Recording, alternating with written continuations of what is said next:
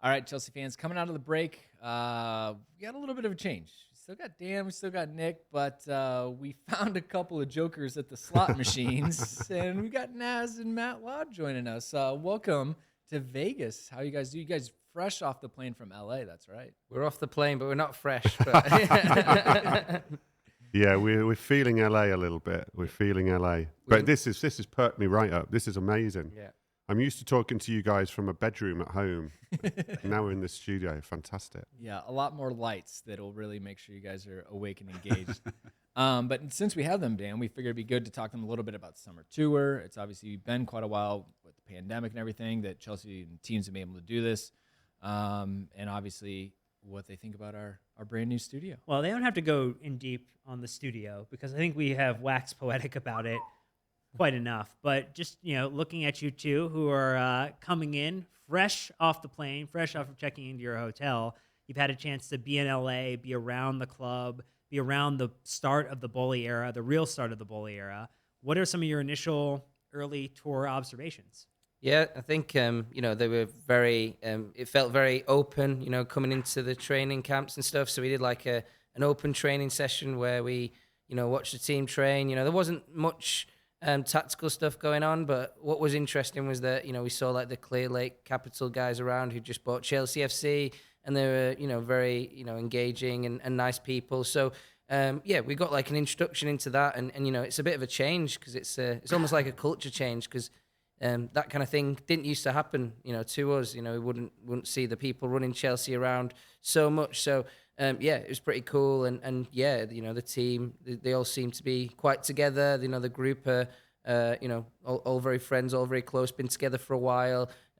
Raheem Sterling's joined the group as well, so that's been really nice. So yeah, we've had a bit of a feel for it like that, and we've been in the Hollywood Hills, haven't we, as well, with the team hotel, which is really cool. Yeah, I mean, I found it really interesting. And on the first training session we went to at the UCLA campus, it was really relaxed. We were just sort of hanging out by the side of the pitch. Like Niz says, in terms of the training, there wasn't a lot to analyse. It was just fitness work. But, Jose Feliciano from Clear Lake literally just rocked over, stood having a chat with us for about 20 minutes, scared the pants off the Chelsea press office. He knew who Matt was as well. He knew who Matt was, so that was nice for him. But he was just like really relaxed and friendly, chewing the fat a little bit, joking around a little bit. That was great. And then we've had sort of meetings and stuff with the other owners. We've seen Todd for the first time. Yeah. I never met Roman Abramovich, and within a month of Todd Boehly coming in, we've now met Todd and spent time with him. It was all off the record, so I can't really say a lot about what we talked about. But again, really relaxed, really friendly. Badad Egbali as well, very, very friendly guy. They just want to sort of get to know people, make relationships, make connections. So it's been really good so far. It seems like you guys have had player access. You got to sit down and chat with some of the guys. Yeah, I mean, we've had some sort of mixed zone access at the UCLA campus, and then we've got to sit down. We've done separate interviews, actually, because without boring the mechanics of the national papers, get different players to the websites and now at the London Standard. So we sat down and spent quite a lot of time with Conor Gallagher, who's actually super, super confident lad and relaxed and engaging, and I was impressed with him, actually. He's come on a lot. And I think you sat down with Mason Mount for quite a while, didn't you? Mason Mount, yeah. And then we had Jorginho and Edouard Mendy as well. Yeah, Mount, we all know what Mason Mount's like. He's, a regular. You can get him to talk about anything you want, but it's just great. And in that environment as well, you're in LA and the players are really happy. They've got time. They're all together in a camp. So it kind of gives you like a slow feel. You feel like you can explore subjects maybe in a bit more depth and things like that. And the story of Mason was missing the FA Cup final penalty and overcoming that and what the next season is going to bring with the new owners. And who better to talk about that than somebody who is going to become a star player or should be at the forefront of Chelsea for the next 10 years. I guess one of the questions that I would have for you guys is there was a lot made of the players that came back early to Cobham to train, right, who might not have been doing international football, like Cal Munson-Odoi, for example, who's coming back from injury. What are your early thoughts on those players who might have had a little bit of a jump start on some of the summer camp? I think for those players, this tour is probably more important than for what you call the established players. This is their chance. The established players, this is just about fitness. This is just about getting ready. Tuchel talks about loads a lot, getting the right load for the players. But for the other guys who you were just mentioning, who came in early, who haven't had the international, who are sort of on the fringe, been on the fringe of the team, and got something to prove. That's for me. That's the interesting part of the tours. I don't find the tour that interesting for the established guys. I don't really make any judgments on them. I think it's pointless.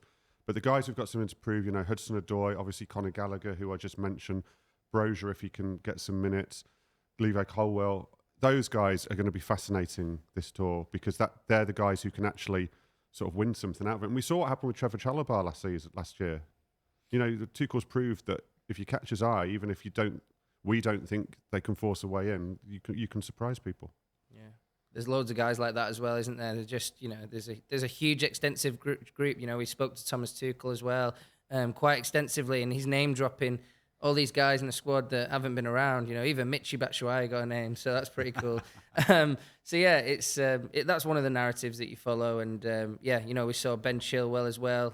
We've had access to him, and he was speaking about how he's got himself, back fit and has lofty aims of being in sort of the World Cup squad, being the starting left back for England at the World Cup, and there's loads of those kind of stories. Yeah, Hudson-Odoi is an interesting one. He's been really working on his fitness. I think Chelsea actually held him back a lot at the end of last season. He could have played some games, but they just thought, get your body right, get ready for this season, and we're all waiting for the potential there, because that could be, a while ago, I think a lot of us thought this could be £100 million football. This is one of the best young players in the world. Can he get to that status again? Can he have a full season fit? Just before he got injured, he kind of lost his way. He was kind of doing well, in that February period. So it was a shame. So yeah, there's loads of stories like that we're kind of excited to tell. That's our jobs. I mean, the roster is quite interesting, as we've talked about. But yeah, Ethan Ampadu obviously is right on that edge, that bubble. Billy Gilmore, we're really excited to have him back. See what he's going to do. Harvey Vales with the group, as well as some of the other players like Michy Batshuayi. And you're kind of like, oh yeah, you're still a Chelsea player. I get that. Good to see that Gunnar Gattuso wants to bring Bakayoko back to him. So we'll see if that happens. But anyways, Nick, these guys are talking about Boehly and Big Body and the guys that are running it. It's crazy. To your point, like the closest we've got to Roman was actually it was in Boston, just in the tunnels. He walked by. Right. I essentially met him as far as we're concerned. Like we're calling that good as gold. But they've gotten FaceTime. We've seen Boehly be really open with a lot of access and things like that. Yeah, we saw that photo. I think it was published yesterday of him addressing the whole team. Yeah. It looked like, and it was like major stepdad energy. But yeah, I guess. Oh no, it's not stepdad. It's dad. He owns the team now. He is the father figure. Father of Chelsea. Yeah. Yeah. I mean, what are your thoughts on just the way that he's going about the business side of this so far? I mean, that's one thing that we talked about in the earlier part of the show. Is it seems like things are finally in a spot where they're moving. Yeah, I mean, he looked tired, I've got to say. So Jet did lag? Thomas Tuchel. All both, those dinners. Yeah, I mean, so did Thomas Tuchel. They both look tired because I think there's an awful lot of work going on in the background between them. Tuchel talked about that he's talking to Boehly more than once a day. And I think it's pretty intense at the moment. And you could tell they've been burning the midnight oil on the transfers and things like that. So, yeah, he's kind of what I thought he'd be. He's kind of no airs or graces to him. You don't feel like you're talking to a billionaire. You don't feel like you're talking to someone who's super important. You kind of feel on an even keel as such, and that you can just have a chat without feeling intimidated. I mean, he's making it very, very obvious, for now at least, that he wants to be front and centre. Every picture, he's in the picture with Raheem. He's chatting to Raheem, as you say. He's addressing the group. I thought it was really interesting when they announced Raheem that there were Boehly quotes in there and not actually Thomas Tuchel quotes in that first initial statement. I think that's showing who's sort of number one, let's say. We got used to Marina being in all those things, and I was quite interested to see what they did with that. So he has been front and centre, hasn't he? I mean, he is the face of the ownership. I mean, Boehly has been around. I think he's probably doing a bit more than we give him credit for, actually. He's involved in a lot of the transfer chats, I'm told, and probably more involved than we've actually reported for now. And then there's the other people around the edges of it. But yeah, it feels like it's all about Todd Boehly a little bit. Yeah. And there's been a lot of merging, hasn't there? You know, we've seen everyone go over to the Dodgers a lot. We've seen on the Twitter pages and the social media that they're doing a lot of merging Chelsea with the Dodgers, and that I think that's a real sign of where things are going to go with Chelsea now. Yeah, what the Dodgers have done with their stadium and the marketing and stuff like that, you know, they put a picture of Raheem Sterling on the stadium. Expect things like that at Stamford Bridge. They're already planning some changes just for the first home game of the season against Tottenham, so a big one as well.